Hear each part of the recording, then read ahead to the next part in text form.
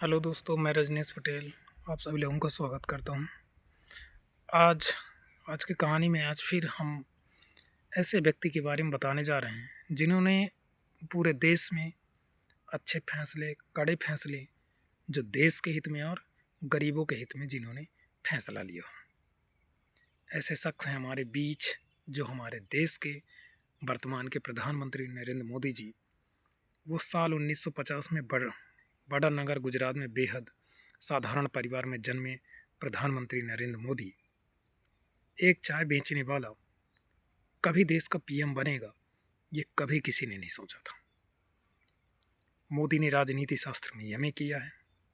बचपन से ही उनका संघ की तरफ खास झुकाव था और गुजरात में आरएसएस का मजबूत आधार भी था।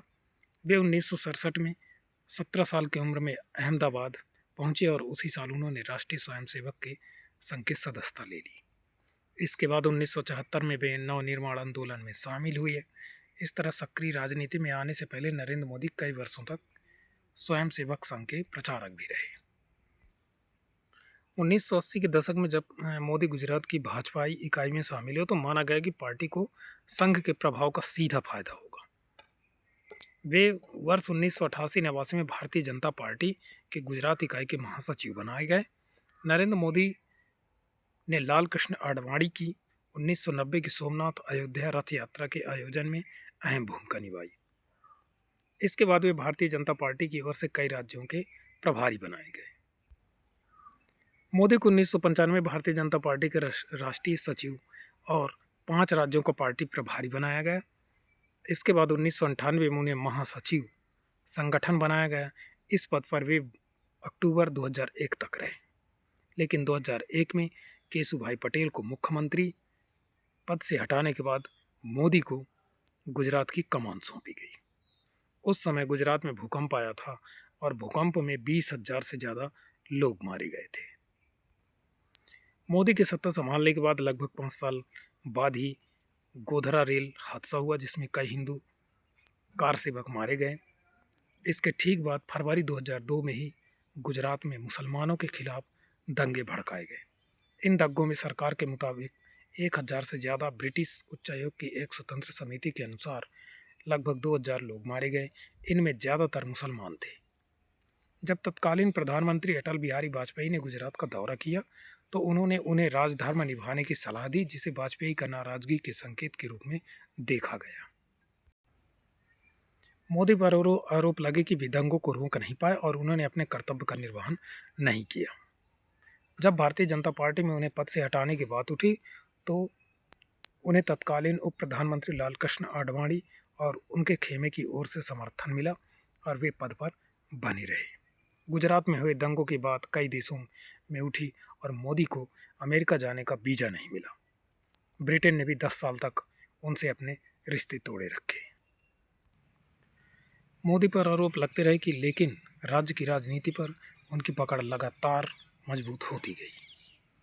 मोदी के खिलाफ दंगों से साबित कोई आरोप किसी कोर्ट में सिद्ध नहीं हो पाए। हालांकि खुद मोदी ने कभी दंगों को लेकर न तो कोई अफसोस जताया और न ही किसी तरह की माफ़ी मांगी। महत्वपूर्ण रहा कि दंगों के चंद महीने के बाद ही जब दिसंबर 2002 के विधानसभा चुनाव में मोदी ने जीत दर्ज की थी, उन्हें सबसे ज़्यादा फायदा उन इलाकों में हुआ जो दंगों से ज़्यादा प्रभावित थे। इसके बाद 2007 के विधानसभा चुनाव में उन्होंने गुजरात के विकास के मुद्दों बनाया और फिर जीत कर लौटे। 2012 में भी नरेंद्र मोदी के नेतृत्व में भाजपा गुजरात विधानसभा चुनाव में विजयी रहे। अब केंद्र में अपने नेतृत्व का सरकार चला रहे हैं। क्या आप जानते हैं कि गुजरात में अपना जादू बिखेरने वाले मोदी कभी साधु बनना चाहते थे? इतना ही नहीं, एक वक्त था जब उन्होंने चाय की दुकान भी लगाई। मोदी के जीवन में इस तरह से कई उतार चढ़ाव आए तो इनके जीवन से जुड़ी रहस्यमयी बातें सब लोग जानते ही हैं। नरेंद्र मोदी बचपन में आम बच्चों की बिल्कुल अलग थे। काम भी अलग तरह का कर जाते थे। एक बार वो घर के पास के शर्मिष्ठा तालाब में एक घड़ियाल का बच्चा पकड़कर घर लेकर आ गए।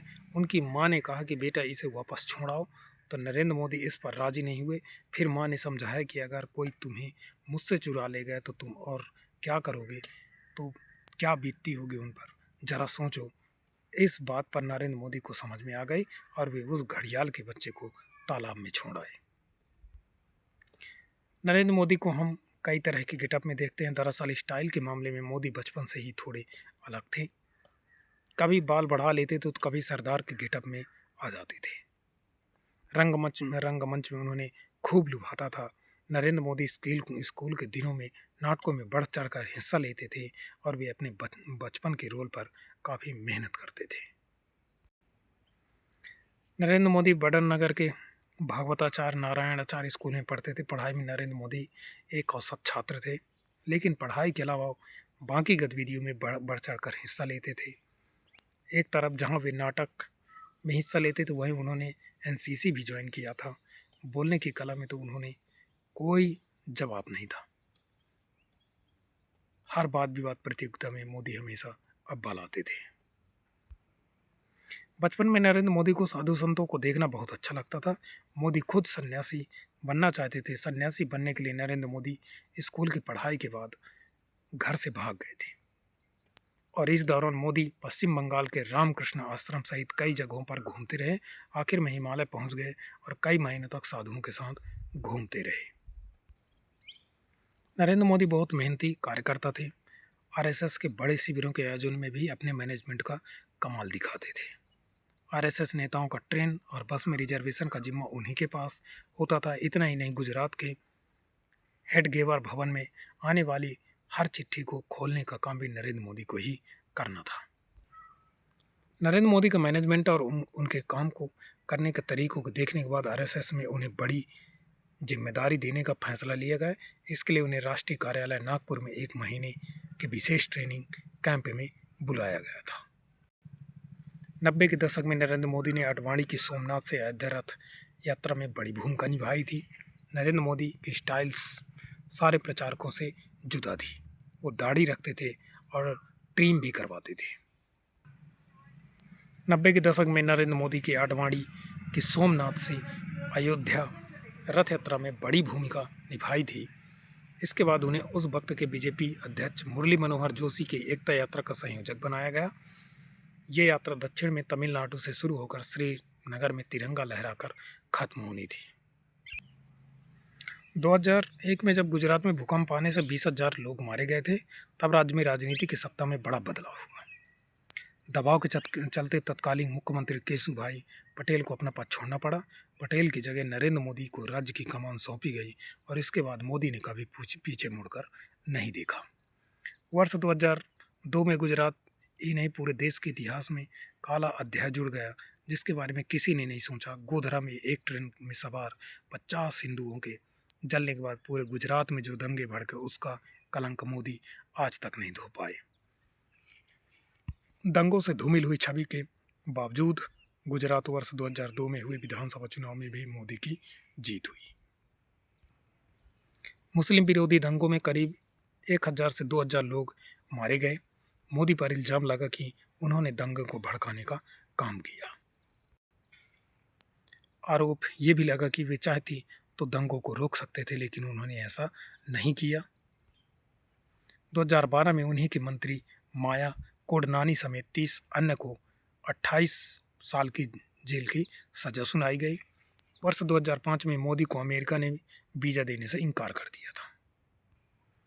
हालांकि नरेंद्र मोदी इससे बिल्कुल भी विचलित नहीं हुए। नरेंद्र मोदी की राजनीतिक ताकत में लगातार इजाफा होता रहा।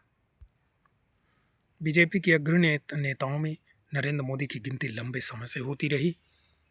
मोदी ने सत्ता संभालने के साथ ही खुद को राजनीतिक संगठन मजबूत करने और राज्य के विकास के कामों में लगा दिया। उद्योग की बात तो या कृषि की, मोदी ने लोगों के सामने एक बेहतर विकल्प देने की कोशिश की। नतीजा यह रहा कि कई सरकारी और गैर सरकारी संस्थाओं ने उनके काम की तारीफ की। नरेंद्र मोदी की बचपन से आरएसएस से जुड़े हुए थे। 1958 में दीपावली के दिन गुजरात आरएसएस के पहले प्रांत प्रचारक लक्ष्मण राव ईमानदार उर्फ वकील साहब ने नरेंद्र मोदी को बाल स्वयंसेवक संघ की शपथ दिलाई थी। मोदी आरएसएस की शाखाओं में जाने लगे, लेकिन जब मोदी ने चाय की दुकान खोली तो शाखाओं में उनका आना जाना कम हो गया। 2007 में विधानसभा चुनाव में फिर मोदी की जीत हुई और वह दूसरी बार राज्य के मुख्यमंत्री बने।